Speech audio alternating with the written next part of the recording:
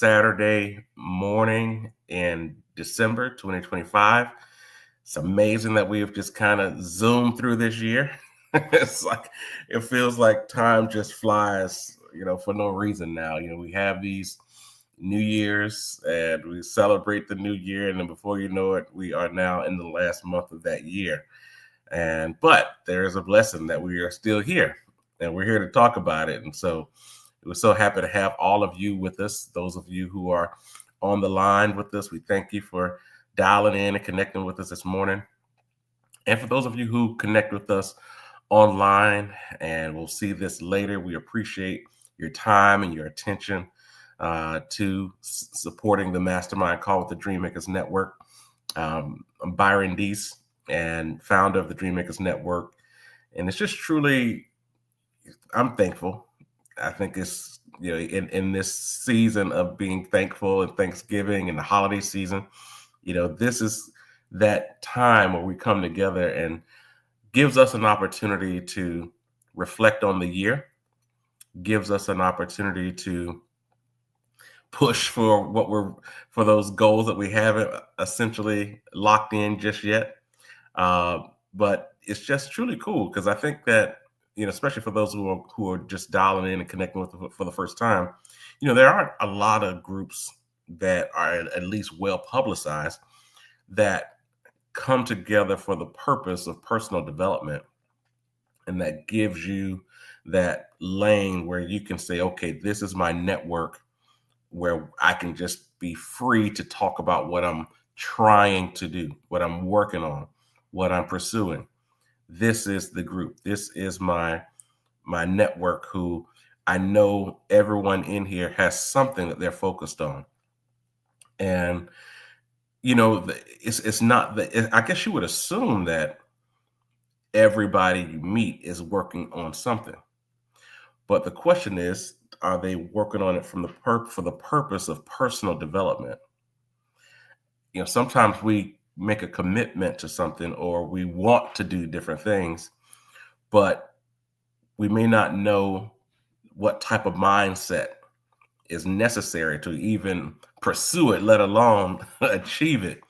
If you've never spent time working on your mind, body, and spirit at the same time, or at least even individually. And when we do have these worthy goals, these things that are truly important to us, and we ask ourselves, why is this important to us? Then the question is, if you're serious about it, what process are you going through to make sure that you're in a position to even remotely be able to accomplish that goal? And that's really what this network was about. And, this is our 13th year with this network. We started this call back in 2012 and just over the years continue to challenge ourselves in ways to pursue goals. It's amazing when I think back on what some of those early goals were. Newly married, young children, just that whole, life, and watching the years go by. When we look at our pictures from that, 13 years ago, many of us look the same in some ways, some form or fashion, but those kids, they don't look the same anymore. Those kids have definitely grown into young people and young adults, if you will. And it does show that regardless of what you do, time continues to move, and time and change comes with time. So things are happening, things are moving. Your life is different, their lives are different. And it is just one of those situations when we think about time and change, our role in it. We spending time with the young people, but also our parents and those who have raised us, what happens to them also with time and change.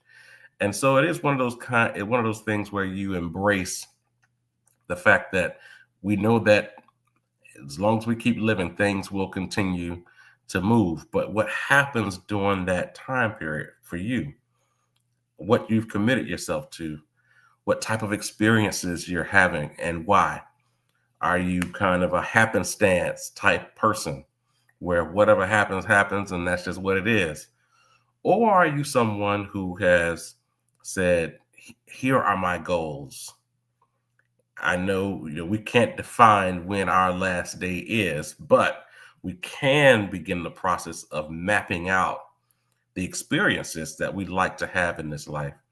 And dare I say, even beyond, to create something that can outlive us, and where your spirit will continue on because you built something, uh, such a great resource for yourself and others, that it will outlive you.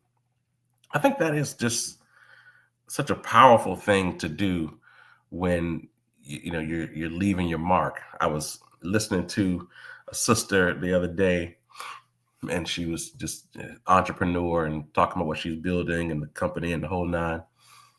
But she said something that stuck with me. She said, in 100 years, no one will remember you. And I said, wow, that is um, a heavy statement, if you will.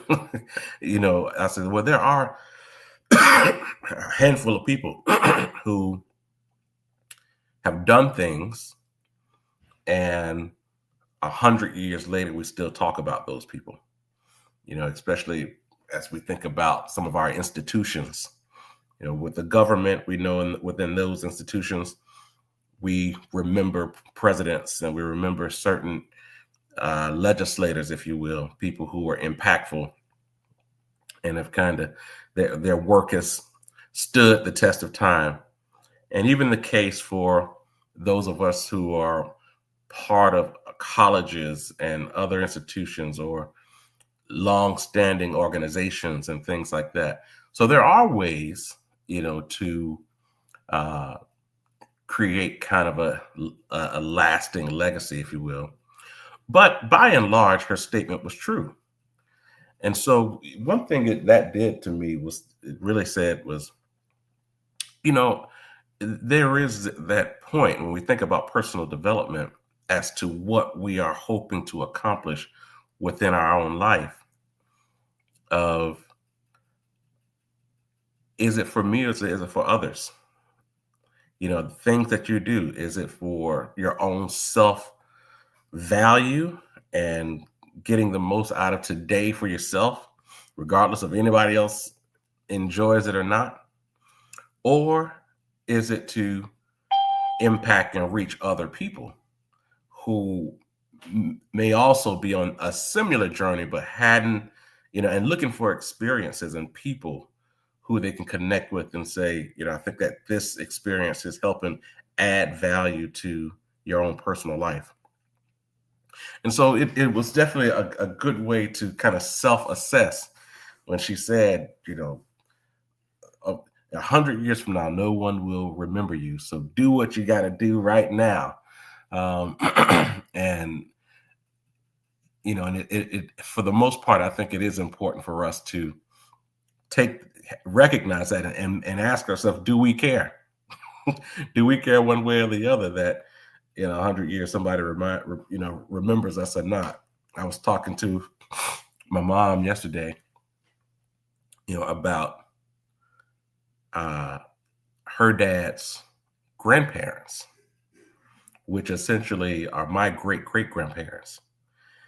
And she said, they were gone before I was even born, which is so interesting when you think about, these are family members, but from a great great grandparent perspective, they weren't, there was no impact. So if no one's talking about them, whoever knew that they were, there's a part of the bloodline. But then the flip side of that is their great great grandparents who have a relationship with their great great grandkids because they're alive and during the same period, and so it is that period of time where those moments when you take a second to think about this life and longevity and how we, what we've experiencing and who's being affected by it, who's How is it adding value to anybody else's life? And do we care? But in this spirit of the holiday season, I just think back to, as a reflection of this year, and gathering all of those experiences up and say, what have we done? Did we hit our goals? Did we accomplish what we set out to do? And I think this is just truly a good time for us to kind of take inventory. And for those of you on the call for the first time, this is one of those, kind of unique moments where you probably don't have all the time, those moments where you can say, what did I do this year? What did I actually do that was of value to you, that was relative to the goals that you set for the year, that was off your radar and wasn't wasn't something that you were thinking you were even going to do? What happened and how did it come about? Was it good? Was it bad? Did it work out for you? And just being in a position to take that inventory. And so I'm thankful that you guys are on the call this morning so we can at least together do that self-inventory. And in the spirit of the mastermind call, where 2 or 3 people come together in the spirit of harmony, and being in that position to, you probably have gone through this week trying to unlock some of those things. But as soon as you connect with other folks who are also thinking the same way, there begins those ideas and those things that you forgot all pop up in your mind and come together. And so thank you for joining us this morning. I promise you, I will not keep you long today. This will not be one of those long calls as we are diving deep into the holiday season, but I am truly grateful and thankful for those of you who have connected with us so far and for those who will join in later. So thank you. Well, as I mentioned, we are in the holiday season. And I will tell you, once November hits, and as we talked about on the last call, I'm pretty much in the holiday season. As soon as we get out of Halloween, I'm like, whatever. But as soon as November 1st hits, the holiday spirit hits me for whatever reason. I think I don't know. I wonder, has it always been that way? It's definitely been that way since I've been married.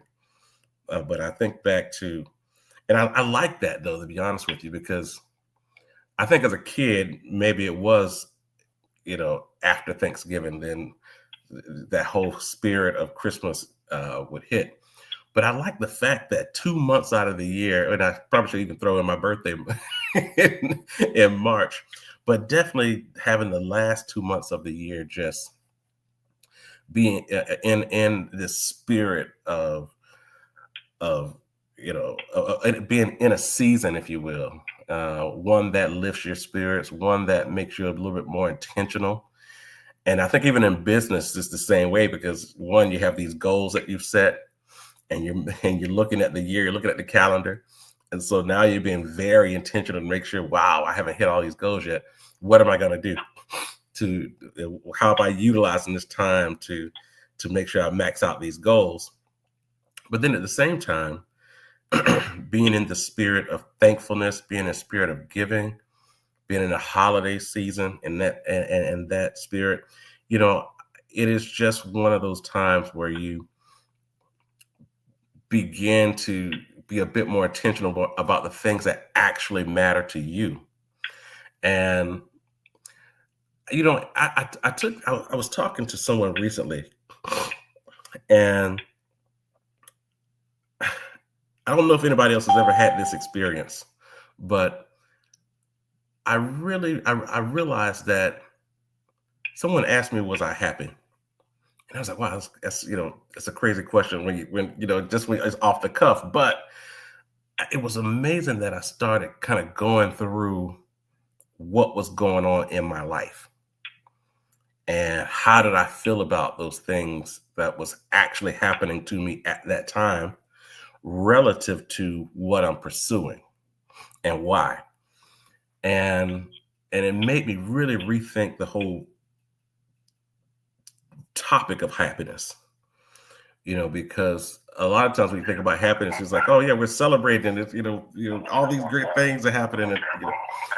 But when you have that moment where I'm thinking through what we're working on right now and how does that make me feel? And so I as I was thinking through it, and the more I thought about what I was working on at the moment with the family and the business and why those things were going, and then that big heavy lump hits your throat. I said, you know what? I don't know if this is happiness or purpose, but I'm glad that I have this experience. I'm glad I feel this emotion right now because whatever it is, it means I'm supposed to be doing it.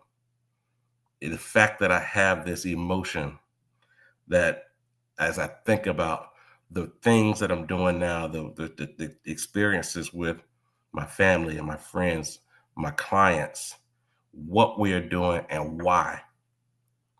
That moment in and of itself made me reflect that this is purpose-driven work. And the time being spent right now is purpose-filled. And for me, that's happiness. Because you can think about kind of this destination, right? Where we've reached a certain point and we say, oh, we did it. We reached the land of happiness. And then how long do you stay there, right? Is this just every day is peaches and cream? Or is it a situation where every day you are doing things that is in pursuit of a lifestyle, that is in pursuit of a goal? And if you're doing it every day, you're in the lifestyle, you're in it. And that type of self-realization, inventory, making sure that how am I spending my time and why? And is it adding value to my life? Am I happy about the things that I'm doing? And so as we think about just this spirit of giving, the holiday season, self-inventory for the year, that in and of itself, might want to mute your phone because I couldn't hear through you. But that in and of itself is worth us taking a step back and identifying what's the next step for us and how that plays out. And so one thing I wanted to do, and some of you may have even gotten the email that I sent out earlier this week. It might have been right after Thanksgiving on the end of the year goals and and charitable and tax purposes and just the whole financial goals for the end of the year. I took some time after Thanksgiving and preparing to make sure, okay, have we hit all of our tax goals? Have we, supported all the organizations that we need to support? What's our charitable goals for the year? And did an assessment of how much I've given this year and to who.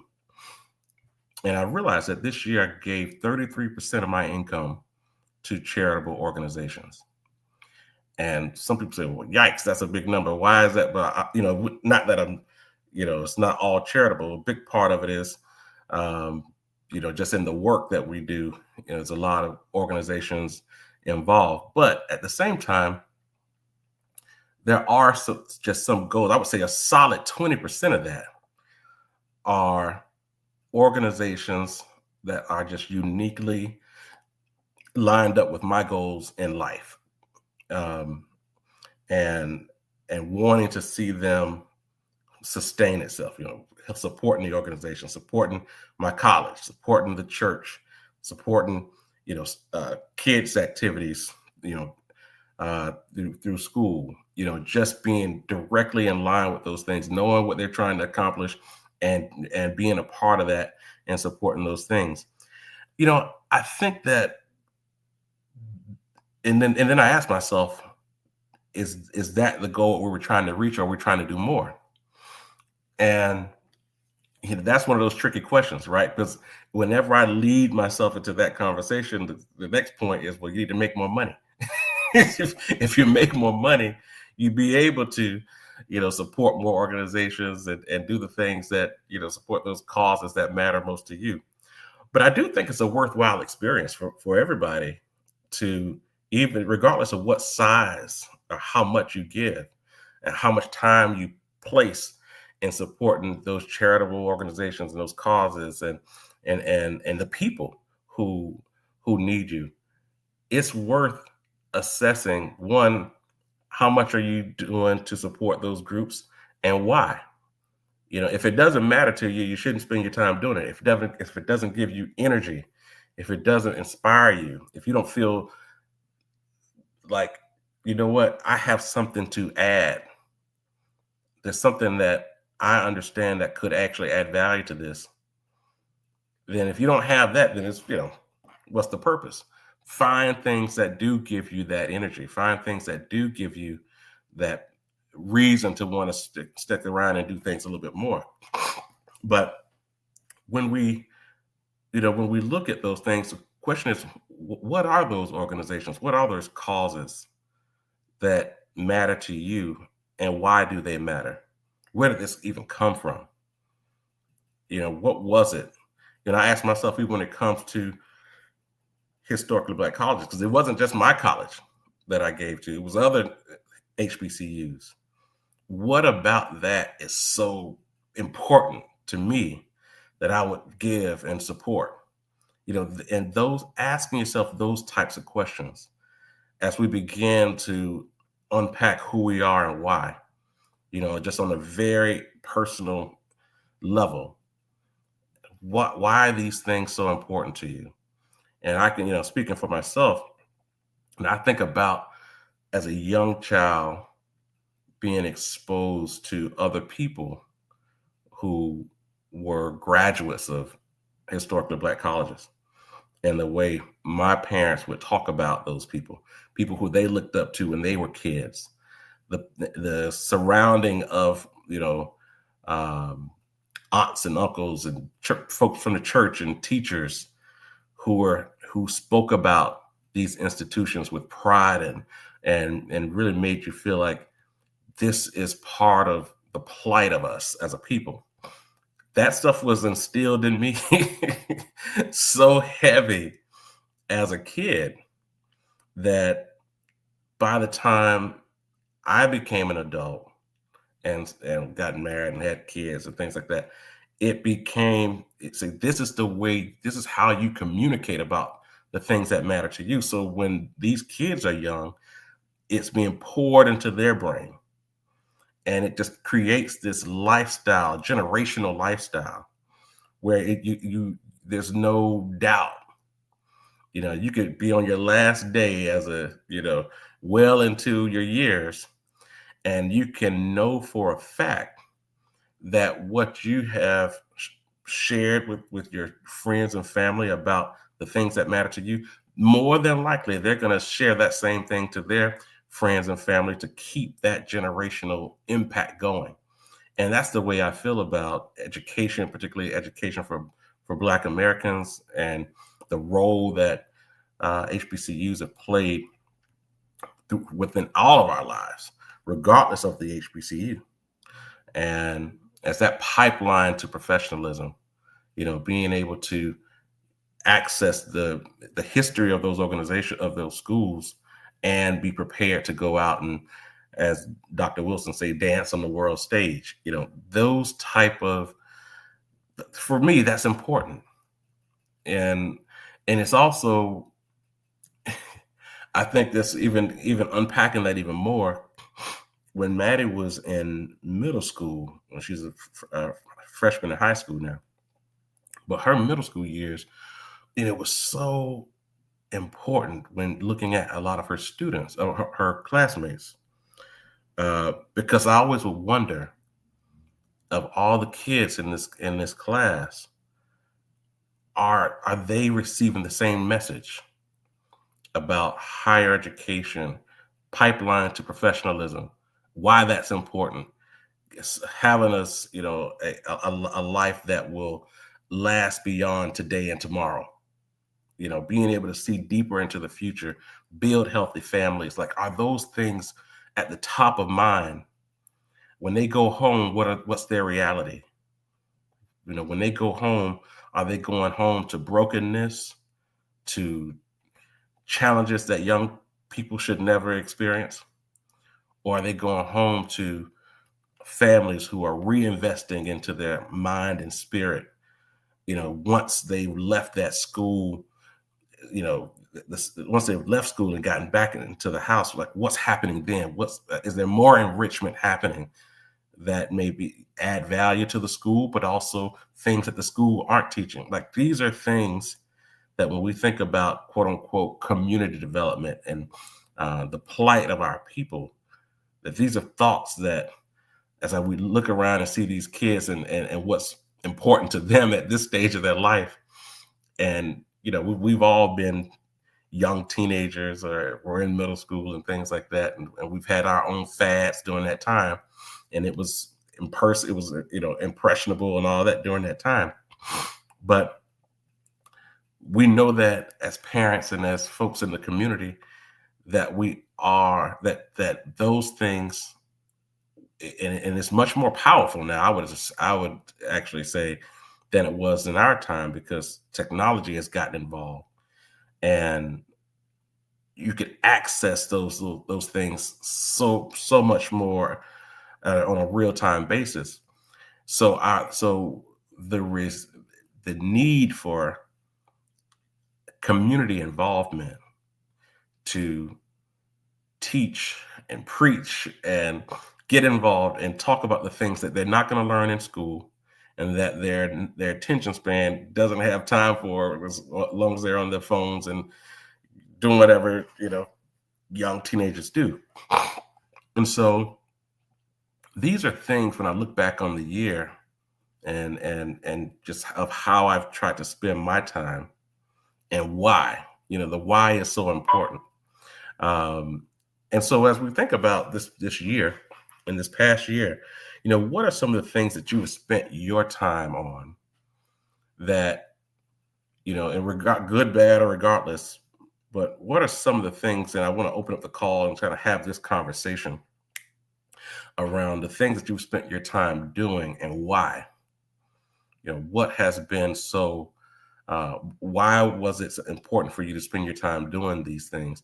And it's important, I would ask, when you think about this, is to kind of draw a line in the sand between the things that you do for work and how you spend your time during work hours and the things that you've done once the clock is off. Now, sometimes for those of us who are entrepreneurs, it's like the clock is always on.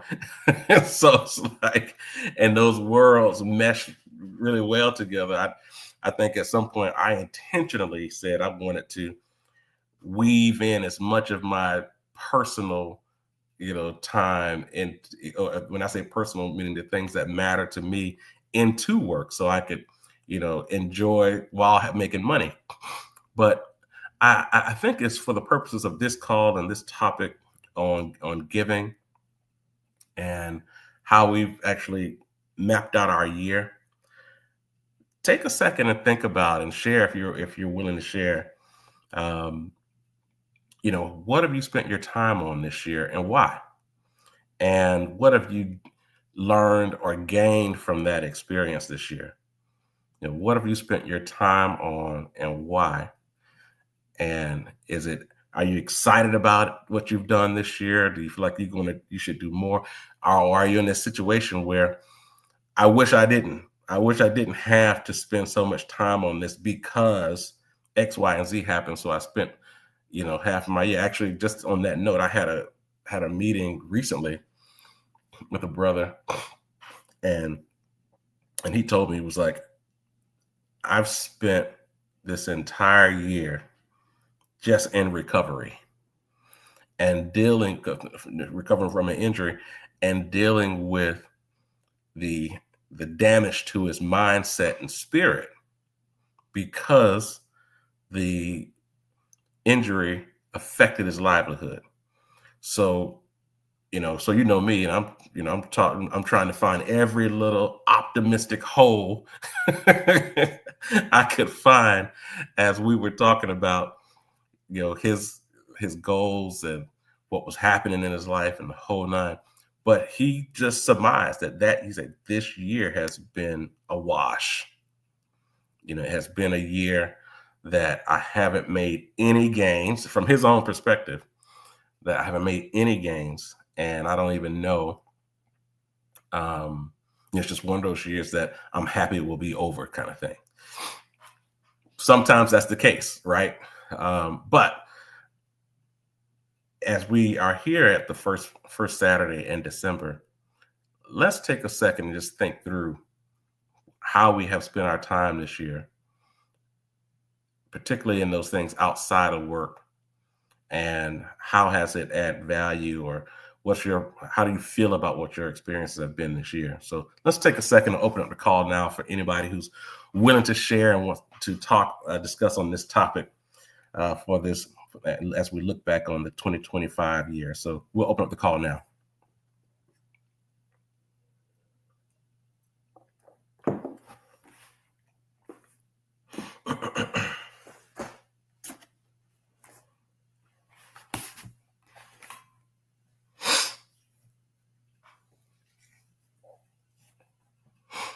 And I would say to my folks also who are online, please feel free to add in the comments from your perspective. What have you worked on this year and why? How has it made you feel, good, bad, or ugly?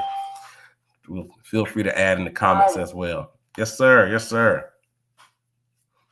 Good morning. You hear me okay? Yep. Good morning. Man, top of the morning. Top of the morning, brother. How you feeling? Happy Saturday. Man, God is good. All the time. I'm grateful to be in the witness, you know what I mean? Yes, sir. Standing to speak on his behalf.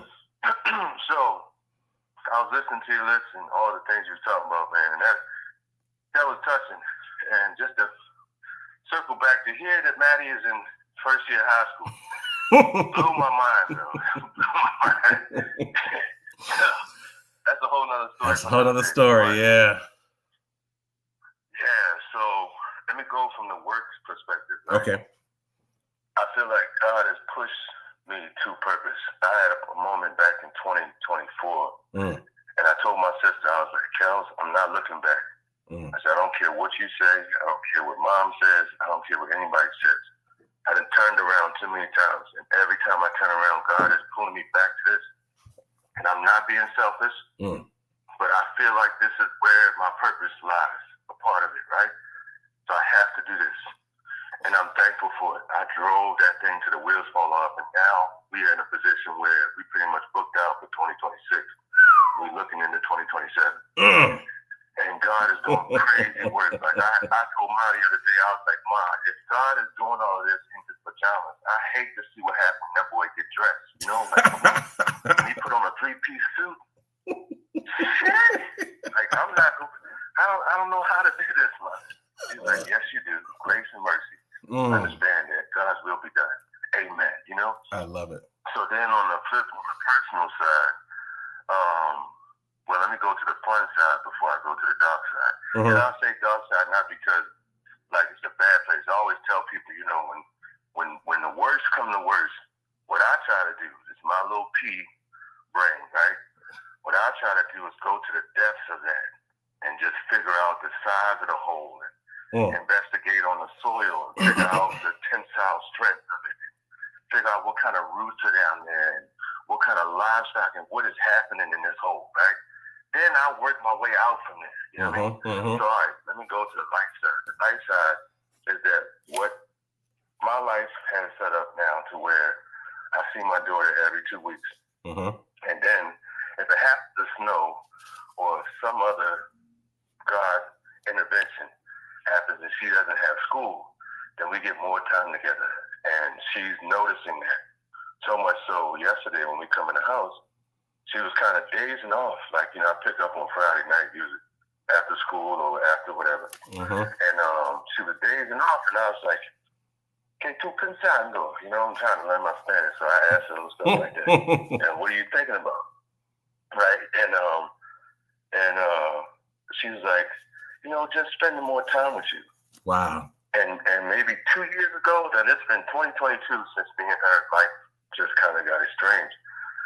But 3 years ago, man, I would have balled up in the corner, you know, and just wept for hours, you know.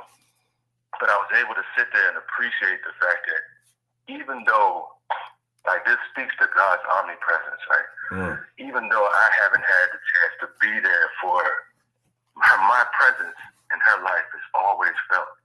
You know? Yeah. And I was like, thank God. Like, I had to fight. There were certain times where I had to fight because, you know, men don't talk about this. Let me get that out of the way. Yeah, go for it. And then, on top of that, it's not a lot of females that will really understand and believe when you say, oh, well, I got to get my daughter. Oh, well, I got my daughter this weekend. Oh, well, I took her to this place. Oh, you just went there with you and your daughter and your cousin. Oh, it's, you know what I mean? It's more like edgy. It's not like you really genuinely are making a sacrifice to not go to the club or not go out and not celebrate with people because, you know, you really are spending time with your daughter. It's got to be something else, you know? But I thank God, one, for the provision. And I thank God that Mom, I always hear my mother's voice, even back when Naja was born. She would say, you know, really take time to appreciate these moments because they're going to fly. Yeah. And before you know it, she'll be 22 and you'll be ready to beat up the dude she dating and blah, blah, blah, right? Yeah. So I thank God for the ability to be able to really just sacrifice and bear down. I mean, even when it came to work, you know, it was moments where I'm getting $500-$600 a day, and I know the day is only going to be 6 hours. And I'm like, man, but I got Naja, you know? And it got to a point where I had to tell Naja, you know, after a while, after we got a nice little grooming since 2022. And after a while, I was like, look, Naja, Baba got to sing tonight. And it's a big ticket, and we need this money. And she'd be like, go make that money, Baba. How old is she? So, you know, we had an understanding. She's 6 now. Oh, wow. Okay. So we have an understanding. At one point, she stayed up to like 1, 2 o'clock in the morning. And my mom was like, she would not go to sleep till you came from the house. I said, I love it. Jesus Christ. So, yeah, so the light side is that. The other dark side is like, you know, I had to unfortunately go through the divorce process. And I spent a lot of time, a lot of money that I didn't have. And to deal with that and to wrestle and abide with it, not fall apart doing it and still find joy and still record music and still move and shake and still be present for her. So, like, yeah, when you was talking about Slim going through and trying to, you know, deal with the physical part of it, how it affected his whole life this year. And that wasn't until you asked the question that I realized, like, man, I've been dealing with a lot, you know? Yeah. But God is good, so, yeah. That's my piece. I love you, bro. I thank God for you. I thank God for you, Bobby, in ways that words will never explain, bro. Yeah. Man, I'm so glad you shared this morning. One just gave us that real update on the baby, and can't say baby no more. You know, it's, especially when you get to that stage of life. But, you know, I think, especially for men, you know, for us who are fathers who actually care about that, you know, it's a real thing. Because I think about, I was, you know, I got this console at the house, and it just shows these pictures that pops up throughout the day, and it's pictures from, you know, I would say essentially from the past. Definitely all of Maddie's life. And I was, and every time like a picture from 2017 pops up, of Maddie, and even us too during that time. Something about that 2017 year that just brings us a real genuine smile to my face.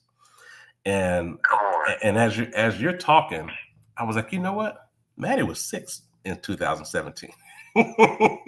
It's something about kids at that age, and as girl dads, you know, there is a certain point in their development where they're able to kind of communicate how they're feeling.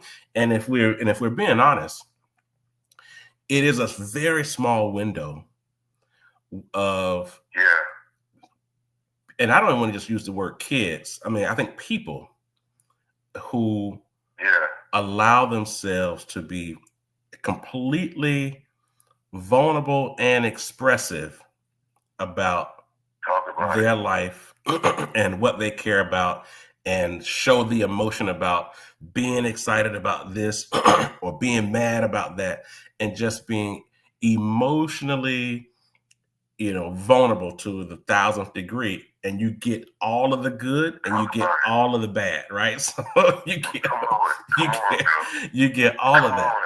And so, and I'm saying that because I do want you to capture that period that you're in right now with her in particular, because as she gets older, that the willingness to be emotionally vulnerable closes. That window of so you're in the window right now, and the only way, and I don't want to say the only way because there's probably a lot of ways, but one way, and this is a kind of a real time thing that I'm actually working on as we speak, with the 14-year-old, is to always remind them, and if you got pictures of those times, like take a lot of pictures right now during this year, take videos, like videotape stuff, just be ready, and then so in 5, 6, 7 years, 6, 7, in 10 years, you'll be able to show those things and talk about it in a way that allows her to remember that's who she was. Come on. Because I can tell you, and you probably remember when you were, a teenager, that so many other things become prevalent and important. And we could very well forget that 6-year-old, 7-year-old self.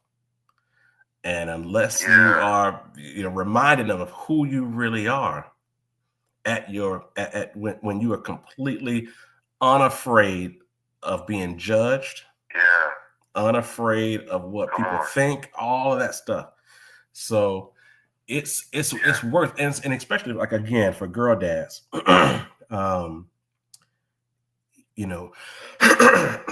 we have to give them that confidence in their spirit, that like ongoing, that I'm confident even though you guys are telling me that I'm ugly, or you're telling me that my hair doesn't look good, or you're telling me that there's something wrong because I'm talking a certain way, or because I'm actually studying and everybody else at the partying, or if I'm in this group and y'all in that, and I'm, so we have to be as intentional with these kids as possible, because it's so amazing. I think back to even when I was in high school, that there were a lot of kids that I went to elementary school and middle school with who didn't make it to high school. And by the time I got to high school, those kids who were on our little league teams and stuff, they weren't there. And I tell my daughter that a lot. I talk to her about that. It's like, listen, and there's a reason why they're not there. There's a reason. In this state, so much is thrown at you at that stage of life and in those years. And there's a handful of folks who are going to be able to overcome all that's being thrown at you. So this is just more of kind of us having a girl dad conversation, but I know where you are.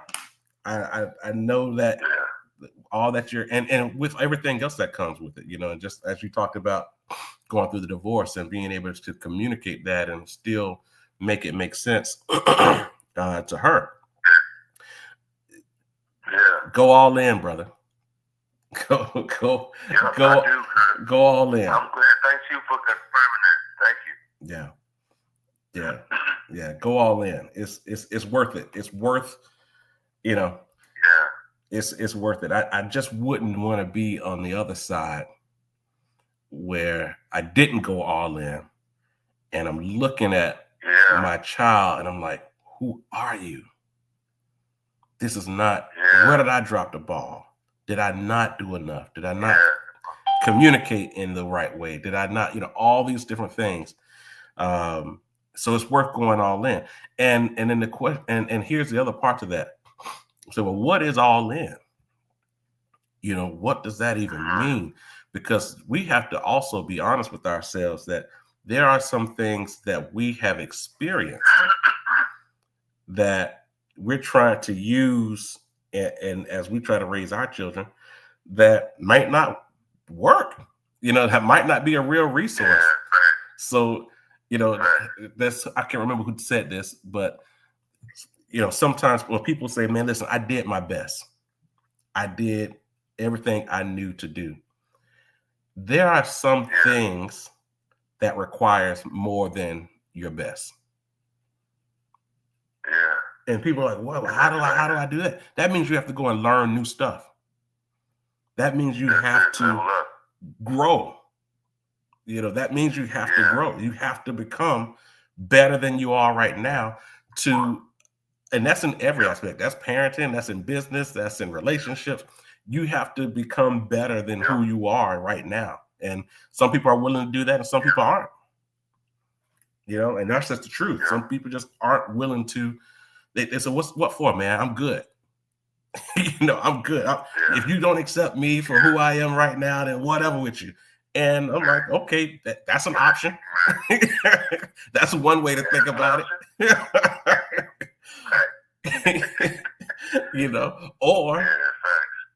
Or you can make a decision that I really want this. Yeah. And just do the work, and just do the work to get what you really want.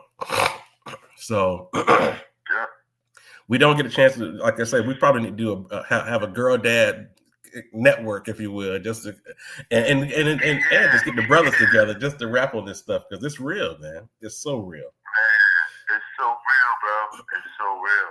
And I'm finding in this experience, there's a lot of brothers, especially, they don't have an outlet. Yeah. Or they don't know that they can trust the outlet, so they don't feel like they can be vulnerable, Yeah. In those spaces. But so whenever you open that monologue, or he said, so Dees, as soon as you open it up. Yes, sir. I got receipts, my boy. I need somebody else to level with me on this. Oh my gosh. That is real. Yeah. I will say this to you, man. And then my little shameless plug. I got a new song out called Goodness Gracious. Goodness Gracious. Please listen to it. Yeah. Send it to me. I wrote this song on the way to the studio. The studio is in Virginia, Northern Virginia Beach. Mm-hmm. I wrote the song on the way to the studio. And when I got there, I was like, y'all gonna have to bear with me because I can't think of how, like, the syncopation and all that. Yeah. I need some time to just wrestle and about with it. But man, the final project, then I got a poet that's gonna do a Baltimore version, remix it and put it out as a single. Yeah, the poem he put at the end of it, crazy. You gotta bring that to La Familia. One of my most favorite songs. You gotta bring it to La Familia. Yeah, man. bro, I think it's one of my favorite songs because you gotta listen to it first. Send it to me. Come there on a Sunday brunch and do that. Yeah. Yeah, I'll send it to you in a minute. Yeah. I got a few, man. I might take my daughter over to the Home Depot class. Okay. I'll stay on the line as long as I can, but love y'all, man. I appreciate you, man. And I want to say this one thing to you. Before you leave, I want to say this one thing to you. I ain't going nowhere. I'm just gonna put the earpiece on and get Shorty up ready. Okay. Well, one thing I wanted to leave with you on this is you said something that made me think about it. There's a lot of brothers who are looking for an outlet to communicate, just to and having somebody to share with. And I'll tell you this, and yeah, that's right. And the reason why a lot of us don't communicate is because how many of us are actually having conversations, being vulnerable in our conversations? Let me say it that way. That part. You know, that part. And so, because a lot of times we don't trust people. Safe spaces for that, bro. Exactly. Yeah. Exactly. So I would say, man, as you're rapping with other brothers, be confident in being vulnerable. Oh yeah. Be confident in being vulnerable. The clip I roll with, that's what we know, cuz. That's all we've been doing. We've been iron. We call ourselves the Ginsu crew because all we do is shopping each other every day. Yeah, if you want some bullshit, you're going to hear that side. If you're doing good, you're going to hear that side. Yep. Straight like that, no chase. Yep. You know? So the good part about that is the good part about that is that because y'all already in that rhythm, then the next thing to do is to expose your group to go into other places. You know, so just pop up in other spots where brothers are, young brothers too. You know, men and that, make yourselves available for other people to experience that. Because, what's crazy? When you say that, young brother, one of my greatest outlets, I realize now that you're saying that, has been my nephew. Jordan's 16 years old. But I've been talking to him like he was a grown man, like one of my homeboys. He's about 8, you get the truck, and I'm like, let me tell you about this motherfucker. Yeah. I'm not cussing around him, but I'm just keeping it a buck, trying to wise them up to understand life on a whole nother plateau. And look at the people around you, etc. I'll give an example before I go. We went to a baseball game, right?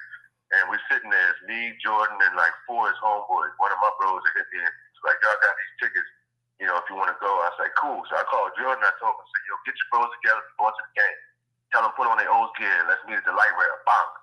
So we get down there, whatever, and we sitting there lining out. And mind you, I'm having a business conversation with my other homeboys about, the next $300,000 that's coming in.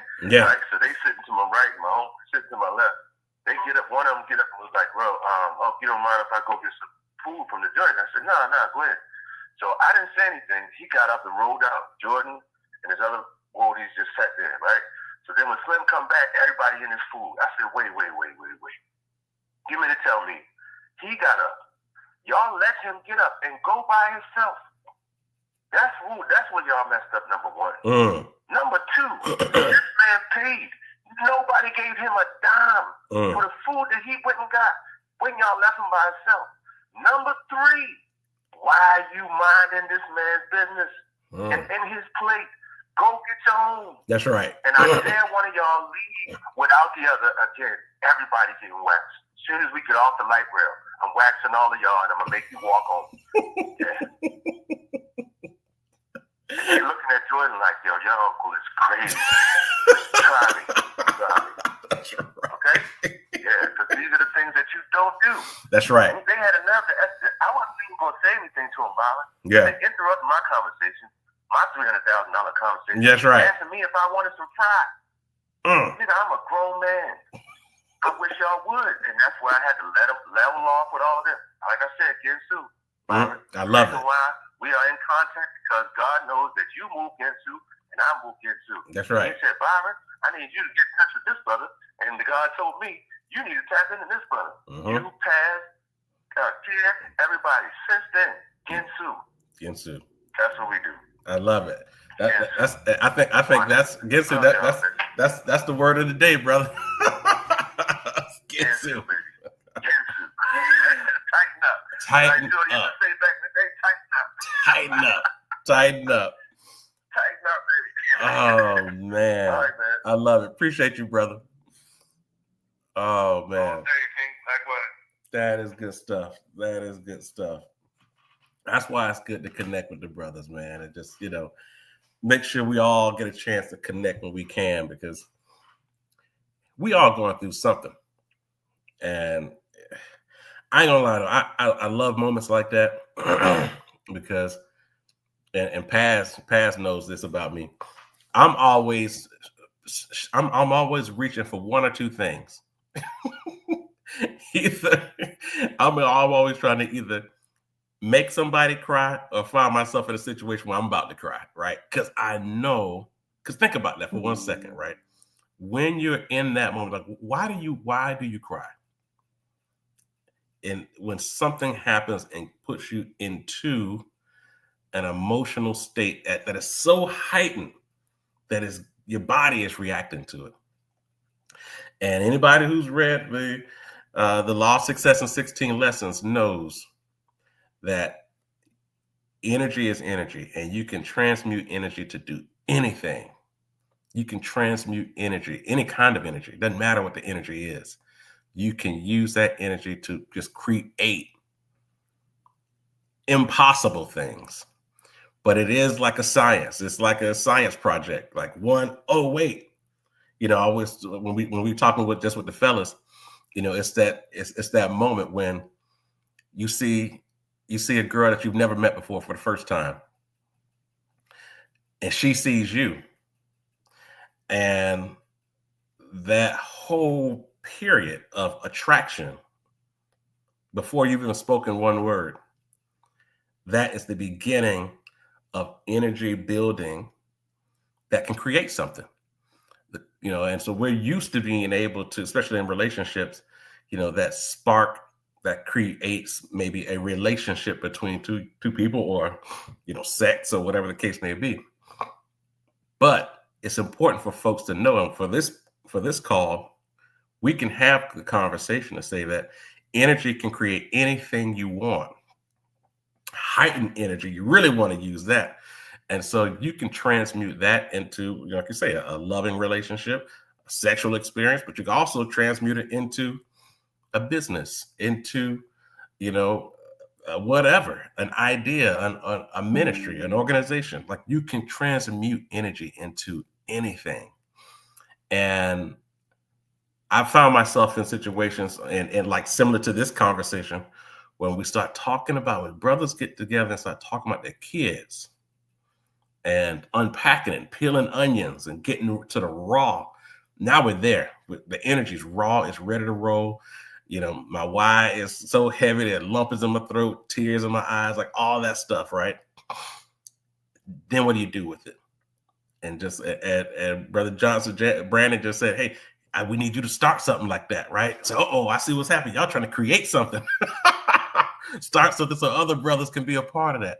It doesn't matter what you decide to create, but be mindful that when that power of energy happens, something's welling up in you, whether you're mad about something, or whether you're excited about something, whether you're sad about something, whatever that emotion is, remember that you can transmute that energy into something that you truly want.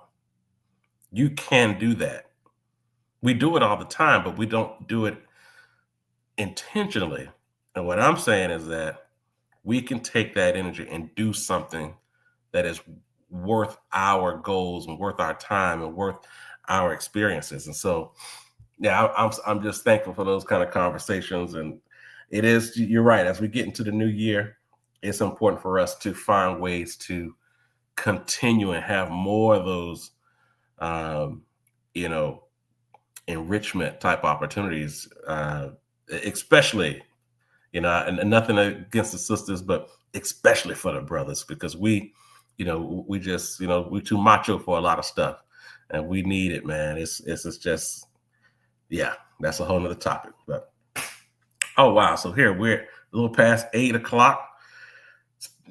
Let's open up the call. Anybody have any questions, comments, want to take a dive and take a stab at it? As Brother Johnson said, we got our Jinsu knife on, right? So this, anybody who's willing to take a second and kind of look back on this year and identify how you've spent your time and why, in work and out of work, those things that just give you a little self inventory, and especially as you look into the new year. But it's good. It's always good to kind of take a step back and kind of look at that place where you draw the line of sign between these are things I did that were outside of work, and why did I do those things? And these are the things I spent my time on in work, and why did I do that? We'll take a second to open up the call now.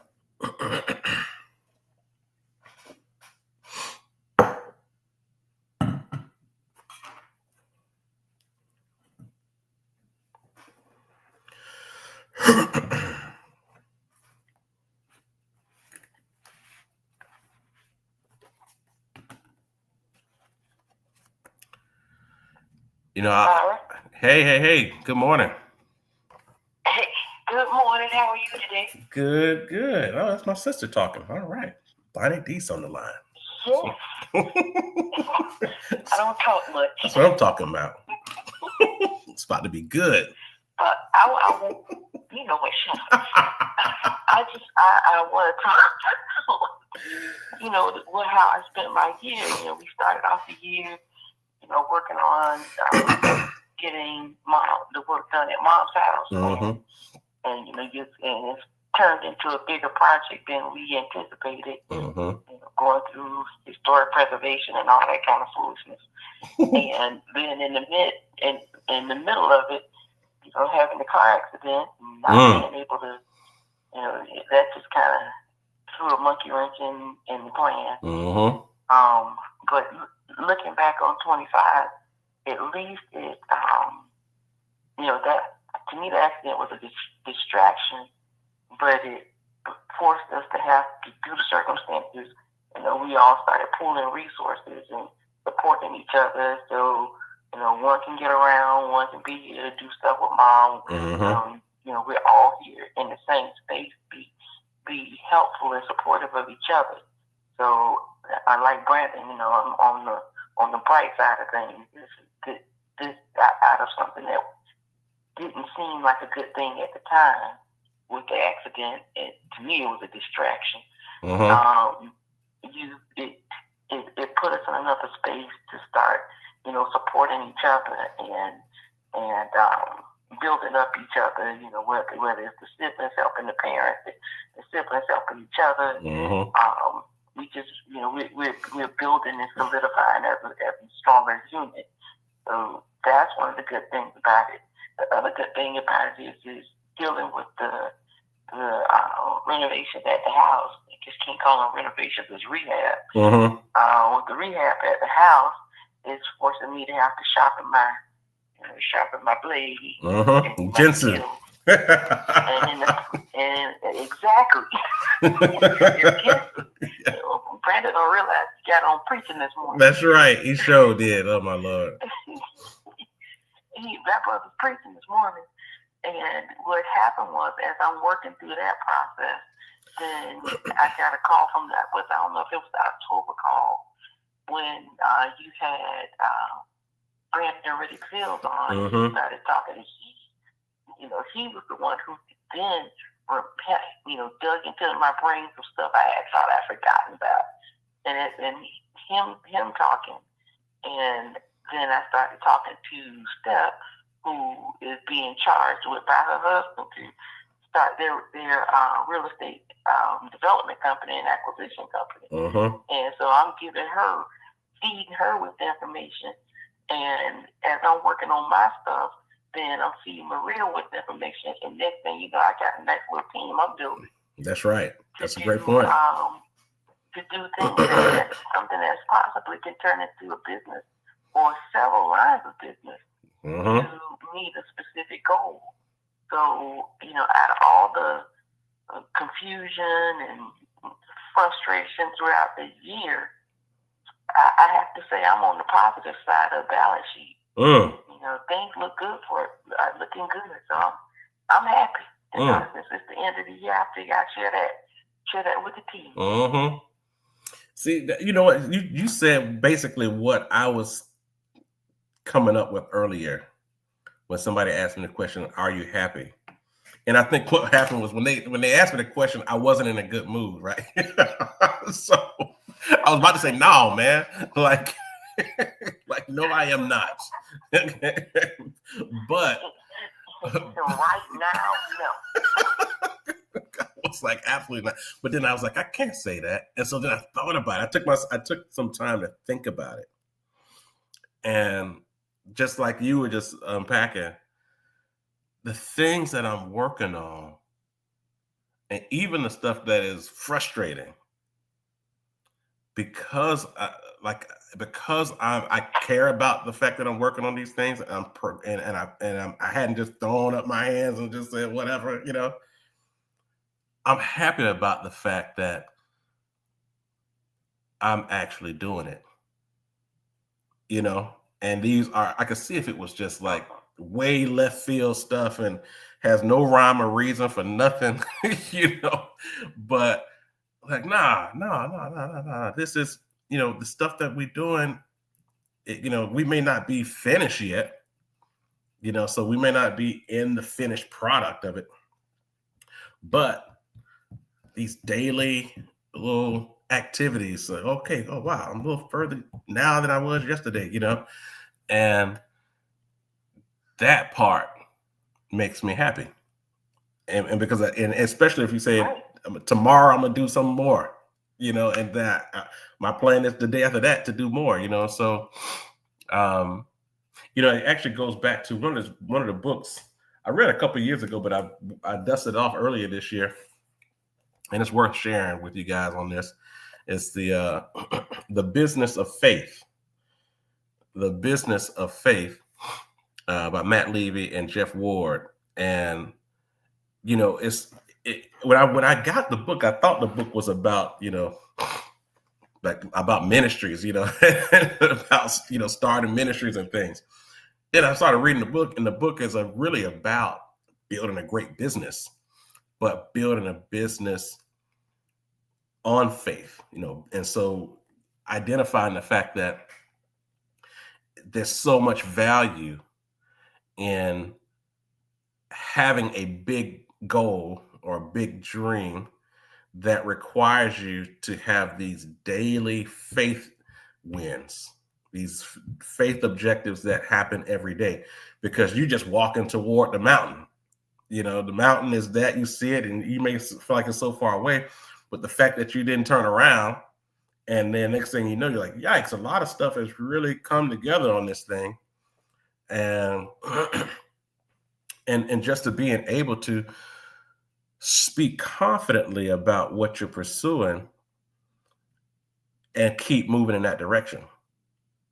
Because a lot of times, people will have a big goal, but because you may not have all your ducks in a row, you may not speak confidently about it. Like if you say, well, I'm about to, renovate this house, and I know it's going to cost, about $100,000, and I got $17,000. It's like, sounds about right. And so you're like, maybe I shouldn't be speaking so confidently on this because I don't have the money to do this stuff. But I mean, the thing is, if you just kind of have to say, okay, well, that's where I am right now, but here we build this thing. This thing is being built. Like we about to build this, and you just keep going and letting the business of faith, like letting faith really be bigger than everything else. Every day, you be frustrated, but you still got up and kept going. Like that's the win in all of this. I think back to the fact that we've been here for 3 years, and left a good paying job, some security, all that kind of stuff. So I'm out of here. Let's go. Let's go build it. And every day is like, your mindset set shifts, because it is that conversation. I have this conversation with a lot of folks who have been employed for a long time and now want to start their own business. And you got those, it's two different types of people, so for one, you have people who have worked in corporate America and for all their career, but they're so fired up about starting a business that is just pushing them, that it's about to happen, right? But then you got the other folks who have all of the experience in the world, but they were forced out of their job, and entrepreneurship was the last thing on their mind. But when you look back at everything they've done over the past 30 years, like, you will be great at this. You will be great at this. Like everything that made you great at building those organizations and the things that you now, and understand, it's going to translate well. We'll plug the other holes that you may not have experience in, setting up the entities and maybe get the right legal people and financial operations. We'll do that. We'll get you right on that part. But You just need to leverage what you already know and go. And so the only way you're going to have a successful conversation with either of those folks is they have to really embrace the value and the power of faith. Because faith is, I'm actively pursuing what's not real yet, but I'm pursuing it with confidence and just I'm assured that it's going to happen. And never letting anybody poke a hole in that. Like there's just no holes being poked in the fact that what I'm pursuing is reality, even though it's not in my hands, even though other people can't see it, but you see it. And that's all that matters. So and for me, that's the one thing when I look back on this year, that is a big part of it.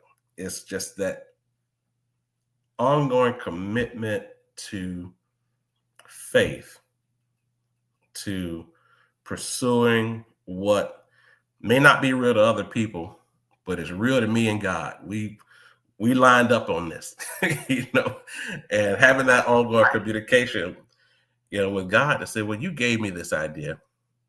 I wouldn't have these ideas if you didn't give it to me. So you got to be here with me. And having that, knowing that for sure, and that's the other thing. People, they talk about folks with weak faith. The question is, why is your faith weak?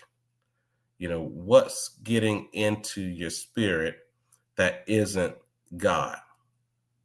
Because if it's God is who gave you this idea, gave you the talents, gave you all the things that you have to accomplish it. Any other voice that sneaks in there didn't give you all those capabilities that you already had, didn't even give you the idea to do it. So why are you in my ear? Get out of my ear, yo. Like, you don't have any place here. This is an A and B conversation. See your way out. so this conversation, you went deep on that one. But for real. You know what I'm saying? Like this faith conversation, this is about me and God, me doing what God told me to do. And all the naysayers, whether they're naysayers to be malicious or they're naysayers because their faith isn't strong, it's not their conversation to even be involved in. So I don't even really get mad with them. I'm just like, this isn't something for you to, so no need to even dive into it unless you about to cheerlead, because other than that, keep it to yourself, yo. you could sit in that corner over there and be all worried and all that jazz, but keep that to yourself, because we're moving, so so that's the part, and that goes back to about that whole happiness piece. The fact that I haven't run away from God's calling, to say, boy, this is what you need to be doing. I told you this at this point in time. I brought it back to your attention at another point in time. You need to be doing it. And now, and I think it was Bonnie, I was talking to you about this. I know I've been saying this to a couple people. Here recently, I realized, I was like, I should have started this business back in 2015. And the truth was, God was speaking to me back then. And everything was kind of like, all right, boy, show your faith right now. Go. And I was like, whoa, wait a second. Faith wasn't that strong. And, and I can tell you right now, there is pain in disobedience, because I mean, when there were times where I would just, oh my God, just wallow in being upset because I'm mad because I didn't have the freedoms to create opportunities that God was telling me to do, in my job. It's like, I think I'm going to do this. I'm going to move and start doing X, Y, and Z. And here's why I'm going to do it. And here's how we're going to build it. And like, no, you can't do that. Stick to the plan. You got to do it over here.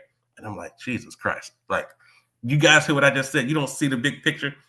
This is going to be great for the business. It's going to be great for the organization. No, you can't do that. And just sitting there. And then I'm saying, I need to leave this company. And that's why I think about the bills. It's like, oh, Jesus, like, what am I going to do for this? What am I to do about that? And hence 10 years, well, not 10, but 8 years go by. And faith just wasn't strong enough. So we have to, just like, folks have to go to the gym, we have to go to the gym and strengthen our faith about the things that we know we're called to do.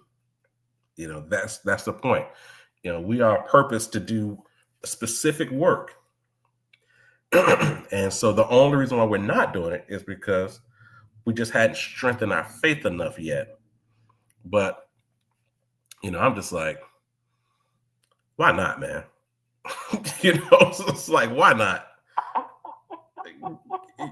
Just why not? Like, you just think about it, like, why not do it? Especially if I know I'm just gonna be frustrated and I'm not doing it. And I can tell you right now, I don't have that frustration anymore. Like that thing, I feel the freedom to do what God tells me to do now. Like, that real time of God inspires me to do something. I remember hearing the voice and still not doing it because I come up with a mountain of reasons why I couldn't do it now. And I can say confidently, that's part of why that goes back to that happiness conversation. The big part of the reason why I feel happy is because if I hear God's voice, I'll go ahead and push the gas on it. I don't feel like I have a lot of barriers, saying, wait, whoa, And even if those things are there, God has also given me the, that discernment around strategy. Say, okay, I may not be able to do all this stuff right now, but I can build out a plan to outline when I can execute it and why that's the thing. So that's the other part to it. It's that it's not about waiting. It's about planning and knowing when to execute.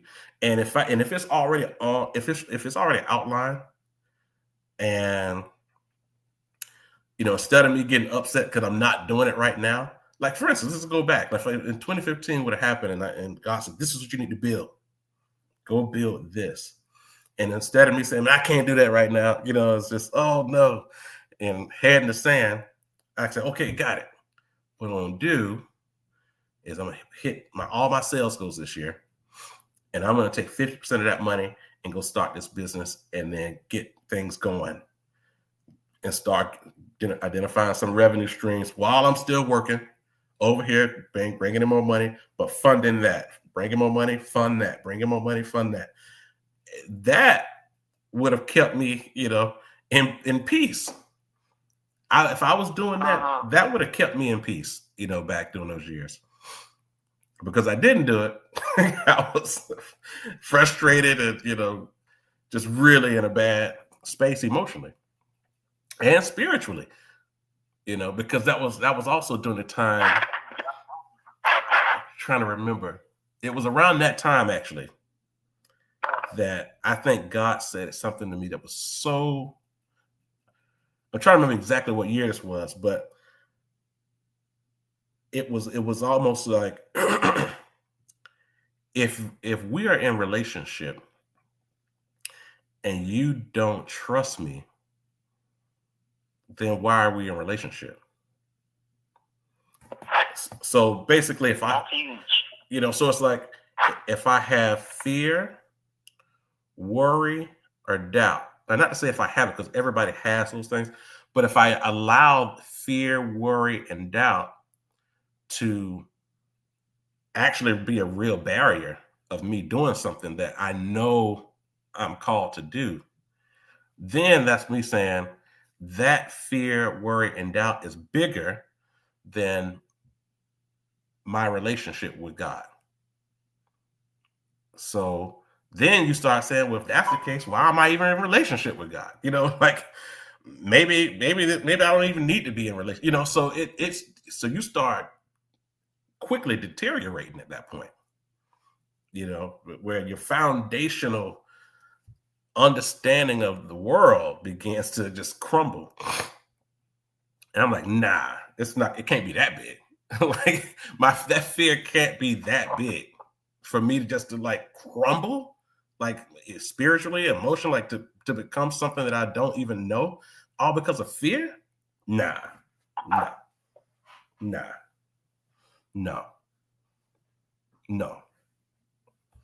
So that was that moment.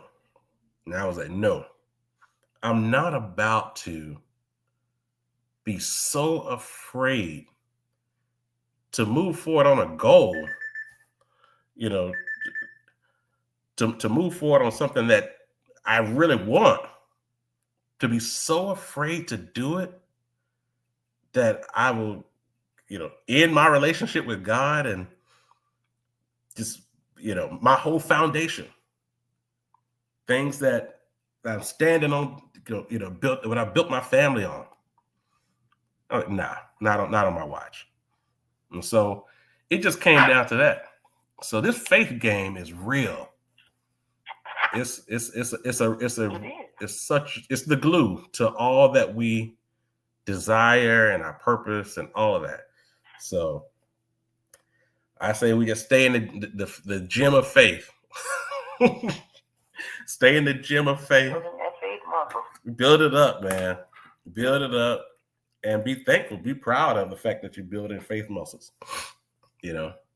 Every day that you're doing something, you did something that was one more step in the direction of whatever it is that you feel like you're called to do. And that's it. So yeah, man, it's good stuff. We keep it moving. We keep it moving. We keep it moving. So we got 8:30, 8:31. Said this is gonna be a short call today, but y'all pushing me to 9 o'clock over here. Anybody else? Any questions, comments? Want to wrap on this topic of looking back on the year? We'll do it. We'll open up the call now.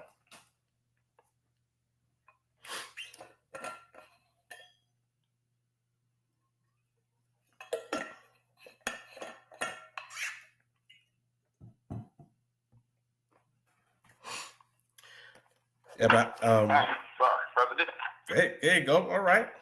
Good morning. Hey, man. Good morning, man. How you feeling, brother? Good morning, man.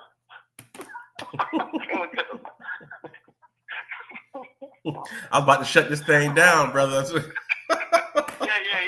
why when I heard that, I'm like, oh, no, wait. I was enjoying myself, man. Yeah. I was enjoying myself. Like, man, it's good stuff, man. Good information, man. Keep going. You wrapping it up? Wrap this bad boy up.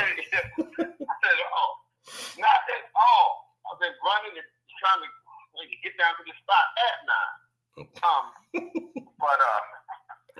But yeah, we got a thing down there in class. But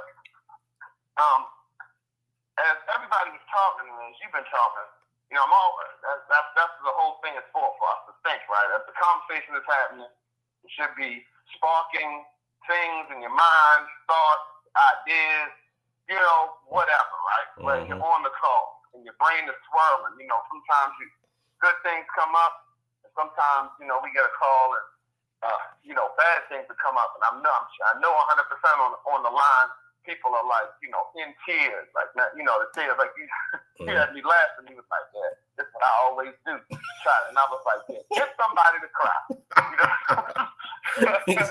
Like, go pick on somebody else, man. Right, exactly. Or get yourself to cry. Yes. Which for me is even more uncomfortable because now you're talking to somebody and you looking at them and they about to cry. I'm like, God damn, you got them eyes. I'm like, come on, man. Let's dial it in. Everybody let's relax. Dial it back. But I know that kind of thing is happening, has happened to people on the call due to the stories and due to the energy that's put out there. Mm-hmm. That's why I'm always amazingly just as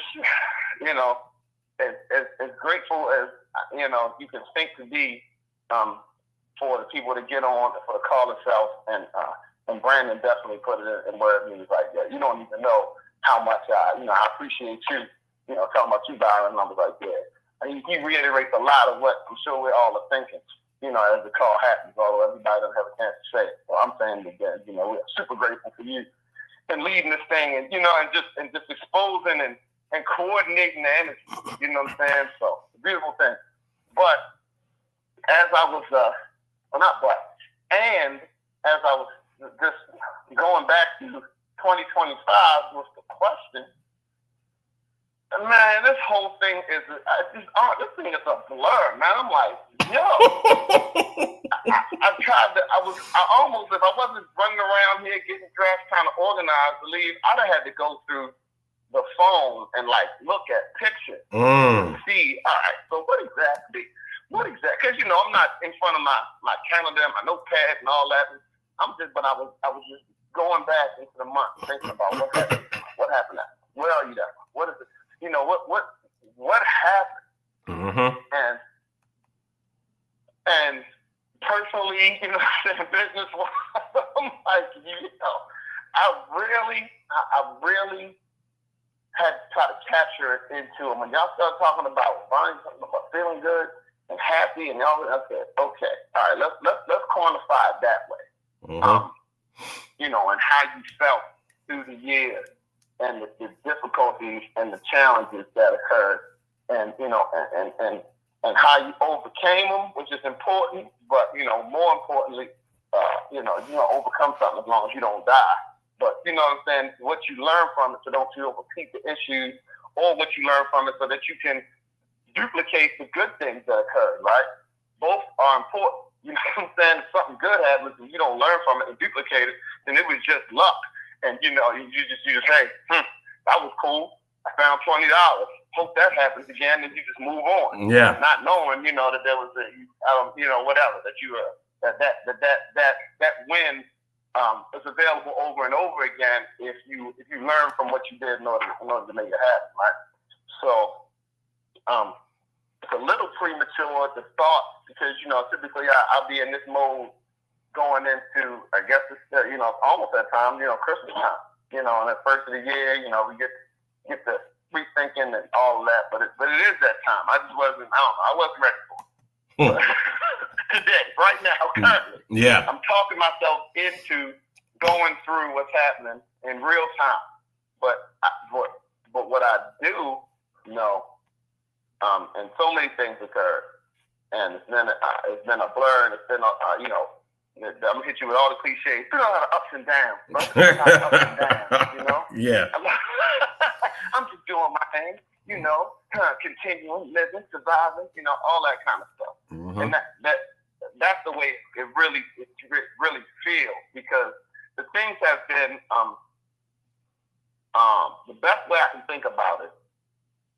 As I was thinking, an example was like I think I re-enrolled myself in college yet again, right? So I say why I said that.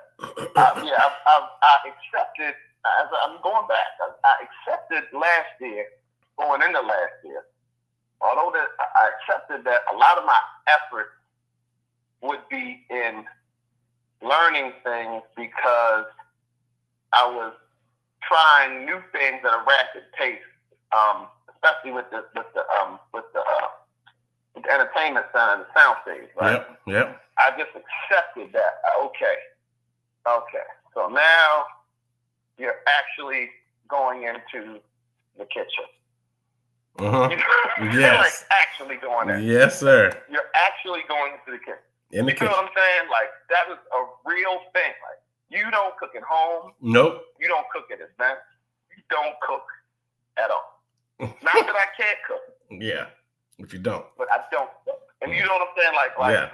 And by can't cook, I mean, I don't have a recipe in my mind for anything other than a pancake.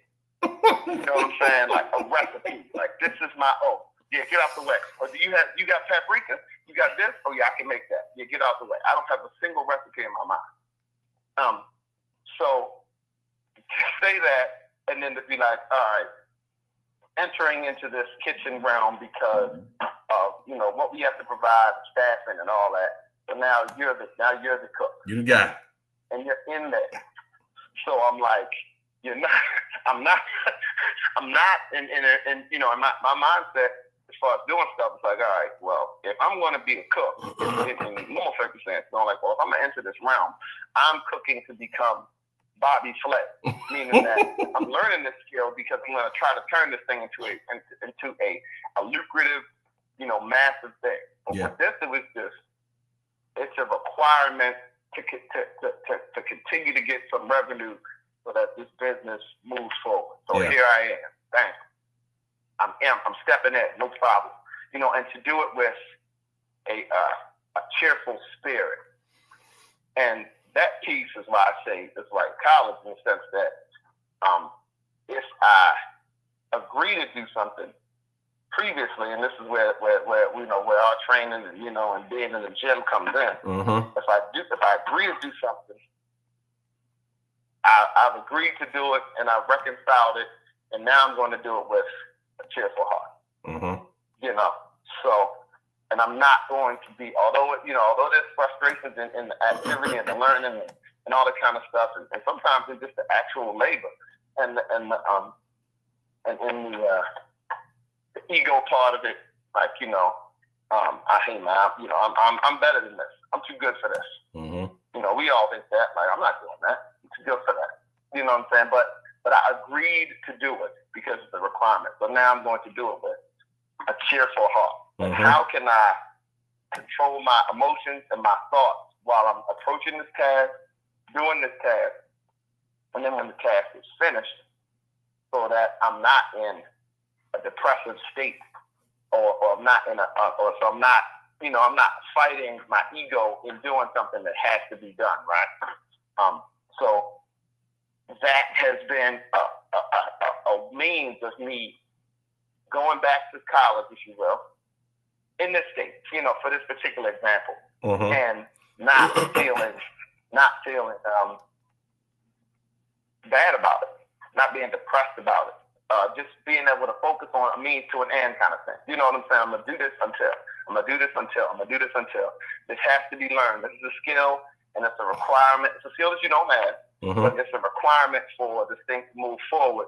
And so let's hop in. Boom.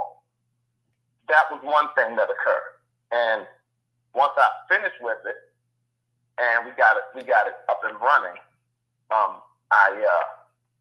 acquired the skill, right? So now, hey, I got now I do got a recipe. Yes, you got a recipe. I got one or two.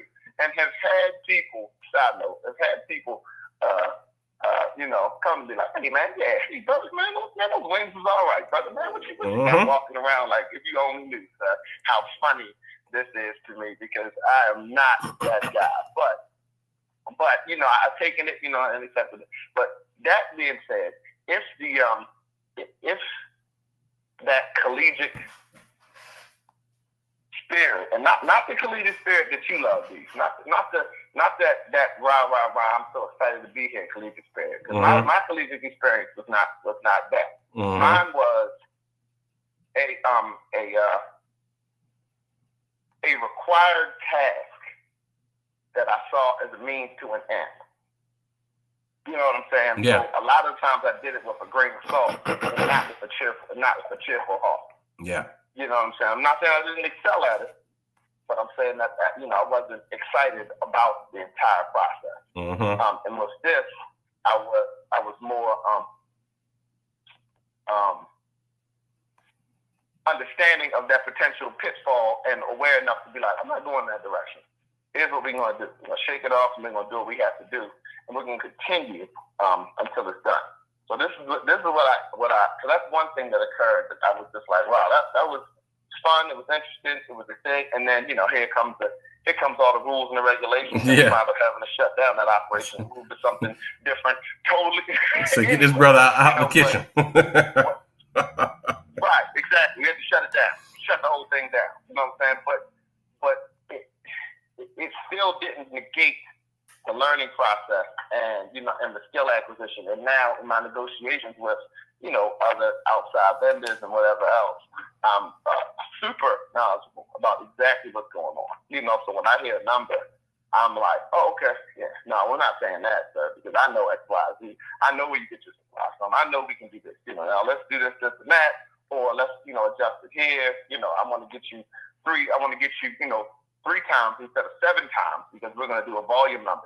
So and understanding exactly what those are and being there from the beginning of the supply chain all the way to the customer taking a bite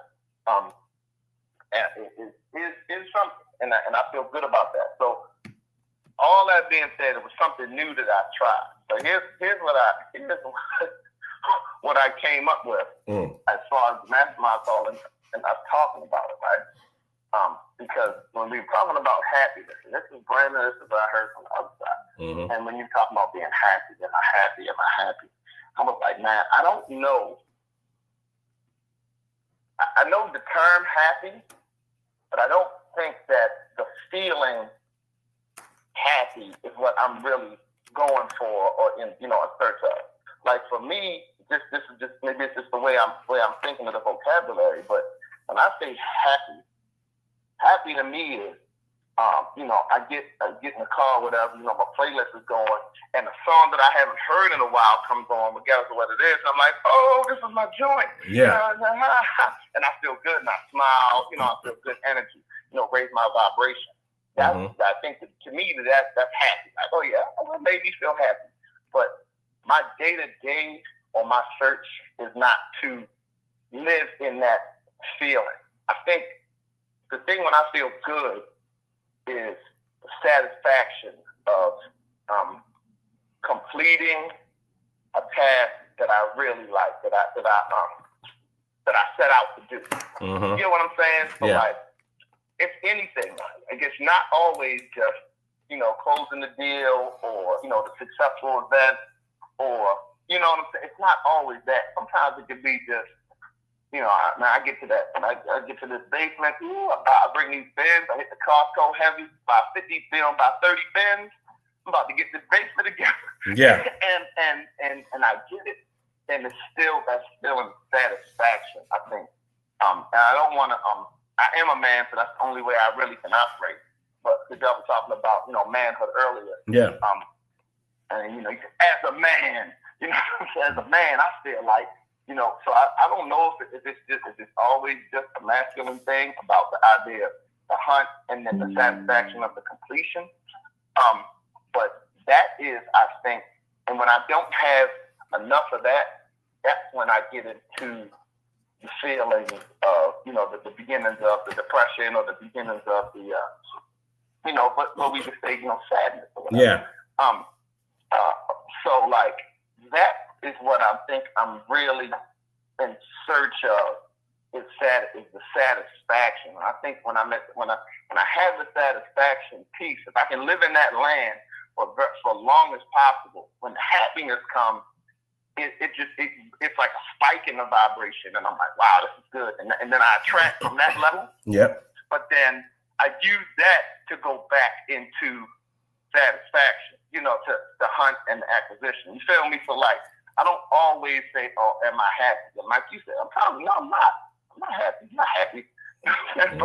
but I am on the hunt for satisfaction, and I know that good feeling when I get it. So I feel good. I do feel good most of the time because most of the time I'm in the hunt. or something, and then when I'm searching for that, and it may be, I may be just semantics with the words, you know what I'm saying? But, yeah. And the definitions. But you know where I'm going is just when I heard it, I was like, damn, I really just want to be, I'm saying, giddy, running around, giddy. Like, this guy's an idiot. Calm down, son. You know what it is, though? I think I see where you're going with this. You feel me? Like I'm navigating it. Navigating. See, give me some of that. Sprinkle some of that Byron D. See, this is the reason why I think this is the reason why, to Brandon Johnson, Brother Johnson's point, that we do need to have a brothers, something that's for the brothers, right? Because I think, good, man. You know what I'm saying, easy softness. I'm good, man. I'm all right. See, I think brothers don't even want to accept the word happy. Like, it's like, happy, man. Come on, man. I'm a grown man. I'm a grown man. I mean, what I look like being happy? It's like, happy. That is not the way I want it to come off. But if that's the case, I'll take it. What? I'm a grown man. What you talking about? Happy shit. What? Man, damn, I missed the mark, man. I missed it. I didn't want to come off like that, but if that's the way it came off, that's how I feel, man. You did it. You did it. And so, but with that being said, though, like for instance, like I think, there are certain terms that we will accept. It's about, so how you feel, brother? Like sometimes people like, let me ask me about feelings. Like, that's why I say that to everybody. And I love saying it to dudes. Like, how you feeling, man? Dang, man, this brother asked me how I'm feeling. I feel like I got to give him a real answer right now, It's like, so. Because you trying to make people cry. Yeah, how you feeling, man? So, but with that being said, though, I think that it is important for us. Like as I was saying, when I wasn't happy, it's because I felt like I could not advance and pursue the things that I wanted to pursue. That there were just things pushing me back, stopping me from doing what I wanted to do, what I thought I was supposed to be doing. Like really, like, and feeling like there's reasons why I can't advance. And sometimes it happens, like whether it's through education or certifications or, whatever the case, some type of this thing like this getting in my way. And like, man, and I tell people ask me like, man, how'd you get in this business? How did you end up doing this kind of thing and that kind of thing? I was like, to be honest with you, I was like, the actual specific work that I do every day to this day, I got here because other doors closed on me. I would be pursuing one thing, and then a door would close because of something. And I said, all right, well, let me make a turn here and see if I can get in front of this. Like, and then another door would close. I was like, oh, got it. Okay, so how do I got to get somewhere. And so the actual work that I do today is because a bunch of doors closed and I could not do other types of work. And I said, all right, well, I better, let's take these lemons and make some lemonade, right? And I bring that up to say, it's like, for me, happiness is to know that I have the freedoms to pursue my goals. I not only I have the freedoms to do it, but I'm actually doing it. I'm pursuing my goals every day. Every day I'm pursuing.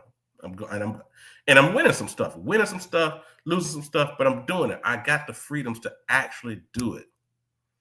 And, and then on top of that, I feel like I'm not by myself, because when the only reason why I didn't just give up after the first door closed was because God said there's another way. And I said, okay, I'm riding with you. I don't know what that way is, but I'm gonna ride with you. And then boom, that other way showed up. And I said, all right, well, let me pursue this. And say, boom, the other door closed. God said there was another way. If I wasn't in a relationship, though, I just would have stopped at the first door closed because there's no God. I don't have no God to even go to. You know what I'm saying? Like, I don't have anything else. I don't have no partner saying, okay, let's move this way, let's move that way. You know, so, you know, this whole thing, it goes, you know, it does go back to faith and goals. And goals and faith. Goals, faith, and relationship. Like, there was a formula in this that I'm recreating. You know, it's like, what is it? Let's say, you know, goals,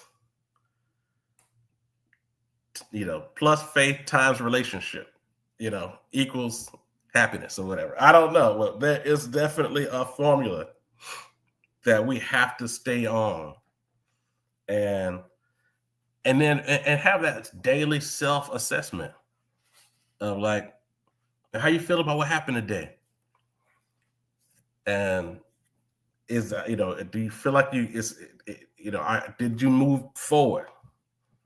You know, so I don't know. Brothers have to come up with different terms for us to get to a place where we feel like, yeah, this is right. Like, this is good. Like, you know, it's like if you ask a brother, are you living a happy life? Dude's like, man, what? They ask me that. What you talking about, man? But that's a real thing. And because so much of how we move is based on our early, you know, teachings and experiences. You know, dudes raise each other, especially when you get like teenage years. My mom was doing her best to raise people. It was me and my guys. We were raising each other. Like, you know, we would just, you doing that? Okay, cool. I'm doing that. You not doing that? Oh, I'm not doing that. You know, and that was it. Like, we were raising each other. And whether it was good or bad, that's what was happening. So those early, you know, foundational things that was like what was the right and wrong, some of that stuff is still there, even though it shouldn't be there, but it's still there. And yeah, we do need to we do need to have a recheck with it, make sure our circle is right.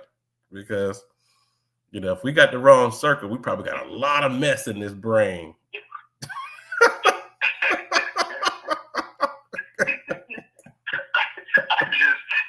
You rolling it. We coming up on 9, but I just ran into a guy that I grew up with at the Domino. I was coming in, you know, end of the night, pizza for the family, pop. Coming out, see my man standing there. Oh man, flashback. That happened when I, you know, you just see somebody. Yeah. The first thing I thought, damn, I wonder if I look that old. You know, I still look in the mirror.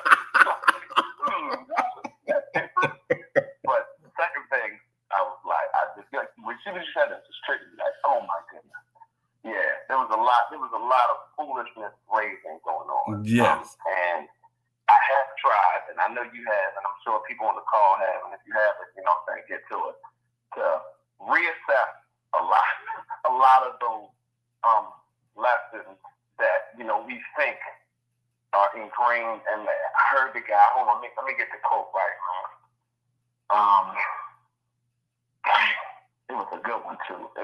Basically, he said, well, the thing was, you got a lot of things that you believe that you should question, right? That you question. A lot of things that you believe that you should question. But the things that you should question are the things you don't think to question because they're so deeply ingrained in you as a belief. You know, he has a way of saying it. Yeah, I understand. What was like, you know, you question a lot of things. Oh, was this right? Is that wrong? Is there conspiracy happening? Blah, blah, blah, you know, or stuff like that. You question that. But the things that you don't think to question is the things that you should question. You know, I just do that. You know, and then he was talking about it in your relation to God, you know what I'm saying, and your religion and all that. He was like, he was standing on his own belief, saying that, you know, you should be able to question, you know, God and your religion, and they should have answers. You shouldn't just be blindly following something. That's the way he was going with it. Understood. But I took that to, you know, what we were talking just finally following old teachings that, you know, don't really serve you, but they just are like autopilot. So yeah, and seeing my God, it definitely brought back a lot of things that I knew I had cleansed out, and I was like, good job, you know, good job, Paz. Yeah. So, yeah, I'm with you on that, 100%. Yeah, you know, it's worth it, man. I mean,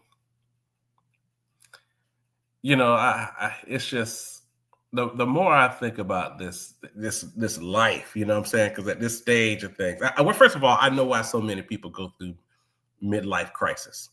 I remember as a kid, and I was like, man, what's going on with that 50-year-old dude? Like, you know, 45-year-old dude, and you know, why he run out on his wife? You know, and all these different things. You know, you're like, oh, it's a midlife crisis, and that was kind of like the blanket statement of like, what's the deal? But now that I am in that range, in that age range, I'm like, okay, I get it. I get why people go through midlife crisis. it's so much. It's so much in there, right? Yeah, I know. It is 9:00. That's a whole other topic, right? But I get it. You know what I'm saying? Because when you're young, you don't really have a lot of responsibilities. You make sure your room is clean and do your homework. You know, and be nice to others. You know, that's it, right? But man, when you're responsible for stuff, and I always tell guys, I'm like, you know what? Being responsible is a choice. There's no law that says you got to be responsible. Like, you know, you can choose to go to work or not. You can choose to be faithful in a marriage or not.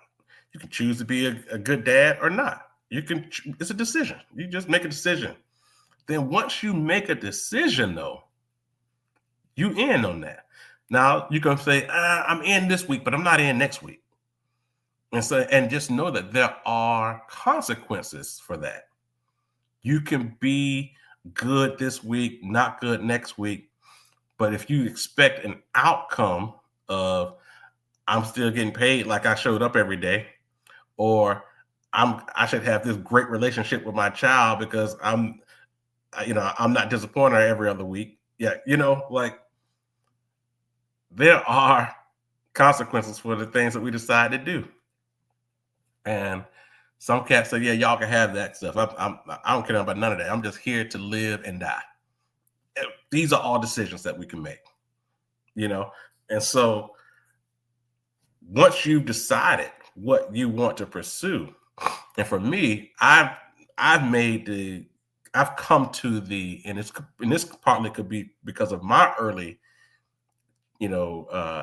teachings from my parents and all, is that we all are called to do something. Like, so I always say it as if we all have our own unique, specific calling or ministry or thing that we're supposed to be doing. And then I even took it to another step, saying, in fact, if you are not doing it, not only are you, a detriment to your own specific happiness, but your thing that you were brought here to do is now a void in the universe. So there's something that's not getting done because that was for you to do and you chose not to do it. So there's a void. And what happens when there's a void? Chaos happens when there is a void, right? So it's like, get to doing what you're supposed to do to help fix this whole thing, right?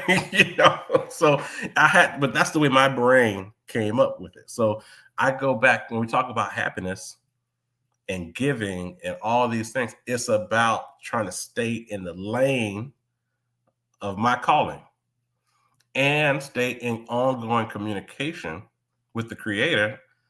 Say, hey, am I doing this right? Am I on pace? Is there more? Like, whoa, there's more to this? Like, well, what's that look like? Like, what do I find? What book is it? Like, do I need to read a book? Do I need to go to a conference to find out about more than what I'm already excited about? Like, help me dive in, And so that it's part of why I say I'm happy, because that curiosity, that whole being in the mix of it, and then seeing and being real time. It's like being in a football game or a basketball game. Like you're in it. Or did you score? How many points did you score? Like you're in the game, yo. Like you made it. You're in the game. What'd you do? Did you win? Like, so that is the, I would say, the value of being in your calling, because you're in the game and the stuff that you're doing is part of the game. And now you're able to kind of assess, like, am I doing a good job? Who's benefiting? Were people excited? Like, what is it? And so, but if you're not, then you kind of just like you were talking about earlier, Paz, like in that space of, man, I feel like I'm depressed. I'm just not happy with what's going on, frustrated, quick to argue, like all of that jazz, because that self-fulfillment is not there. So I just say, as we finish up, it's 9:04 here, and this is supposed to be a short call, that we, man, spend the rest of this month, the rest of this year, just, really going after that topic of calling, like what it is that you really believe that you're here to do and why. And I always say, follow the clues. It's the easiest way to simplify that for me is follow the clues of the things that make you excited and happy. Follow the clues of the things that make you mad and sad. There's a reason why it does it. It's because it's different for different people. You can be all pissed off and upset about something, and I'm like, what you upset about? Like, well, because it's not for me. That's for you. You know what I'm saying? Or you could be all fired up and excited and a whole nine. It's like, I don't think that's cool because it's not for me. It's for you. So follow those clues and then dive deep in it. Like, just go in it, yo, and be in that space. Be in your calling deep, and just spend your rest of your life doing that work until you can't do it no more. And then hopefully by that time where you can't do it no more, you're still breathing, but you can't physically do it anymore, you turn around and look and say, yikes, there's a whole bunch of people who been inspired by the work and they're doing it. And all I got to do now is just kind of, talk to them about it. So, one of my mentors is like that. He's at a place now where he can't really do all the stuff that he used to do at his prime. But he loves to talk to me about it. He loves to talk to me about it. He'll go deep and, talk about it. And even now, sometimes there's still some fresh stuff that pops up in those conversations. And I'm like, oh, shoot, I'm going to take some notes. Like, you were on your game today, brother, So it's good to be in that space.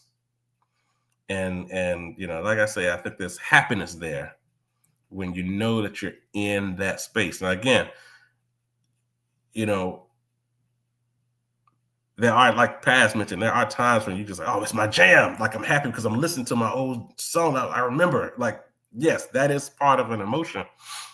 But the question is, are we able to keep our vibration high, excited, like on an ongoing basis? Like, can we create a lifestyle of that type of energy?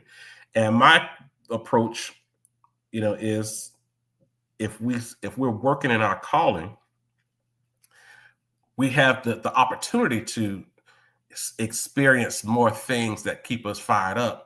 I would say is greater, because you're in your space as often as possible. And when you find yourself like just completely out of tune with yourself and not excited and not, all these different things, it's okay. I'm kind of away from my calling right now, and I need to get back. I need to get back to and go deeper into those things that get me excited, or get me in the fight of those things that make me mad, so we can fix it, whatever the case may be. So that's all I got. Anybody have any questions, comments before we dive into this holiday season? Let's open up the call now.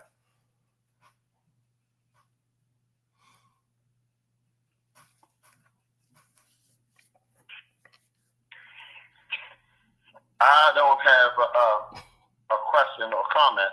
I always have thanks, but I wanted to mention that you can put it out to the network. We're doing a thing called Not Familiar Honors, and we are raising money for a very important cause. So I'm gonna I'll send it to you, and then you can send it out to the group. Yes. Even if you can't attend, the tickets are, you buy the ticket and the ticket goes to the cause. So I want everybody, if you can, just to grab the ticket. Obviously, show up if you can. It's great, food and music and fun and dancing and get dressed up. It's next Saturday. So I know it's short notice, but I don't really need you to attend. I just need you guys to buy tickets so we can make the money for the for the important support. The very important thing, which I can't really. Yeah, I can't put the whole thing out there. I'll send it to Deep, and then if y'all got questions, just call me. Okay. But that's that. So I put it in the chat. I just wanted to make sure I told everybody that. And Ravens watch party tomorrow. The day after, yeah. Oh yeah, tomorrow, yeah, definitely the Ravens watch party. Sorry, I forgot about that. Yeah, the Ravens are playing. Come on out, watch party. Full. We'll have a great time. It'll be a DJ. It's a good look. It's Ravens Steelers, so anybody in the world that's a Steelers fan, I'm looking for the Steelers fans to come down too. Come on. That makes it even more, more exciting. Where you got the real rivalry. We get that real stadium energy. So definitely come down if you're a Steelers fan.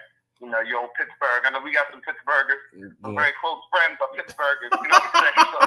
So come on. If you happen to be in the world and you're close, come down. Put your Roethlisberger jersey on, your Palomalu.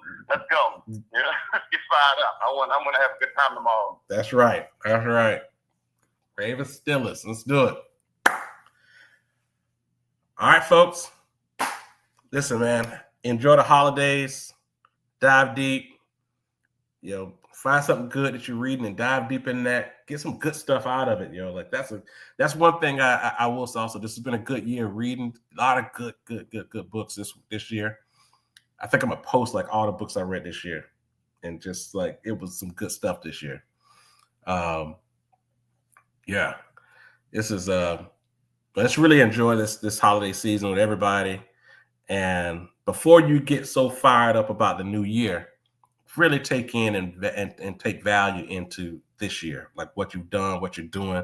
Close this year out right, and then go take what you have into the new year. But really enjoy the fact that all the experiences, good and bad, of 2025, take it all in right now, and double down on it before the end of the year, and then we'll be ready to roll in January. Have a great weekend, and we'll see you in the new year. Have a good one.